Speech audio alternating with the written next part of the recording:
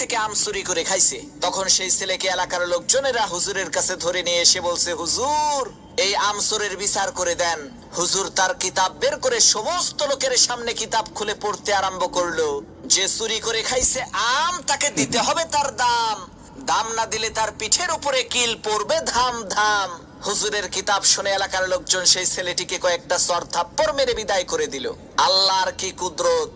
কয়েকদিন পর সেই হুজুরের নিজের ছেলে ডাব চুরি করে খাইছে। তখন এলাকার লোকজন হুজুরের কাছে এসে বলছে, হুজুর মানুষের ছেলে আম চুরি করে খাইছে দেখে বিচার করলেন, এখন আপনার ছেলে তো ডাব চুরি করে খাইছে, বিচার করেন তো দেখি। লোকদের কথা শুনে হুজুর তার কিতাব বের করে বলল, ভাইরা আমার, কিতাবে লেখা আছে যে চুরি করে খাইছে ডাব তার হয় নাই কোনো পাপ। তখন এলাকার লোকজন বলল, হুজুর বুঝলাম ডাব খাইলে পাপ নাই, কিন্তু আপনার ছেলে তো একেবারে পাকা জোনা খাইছে।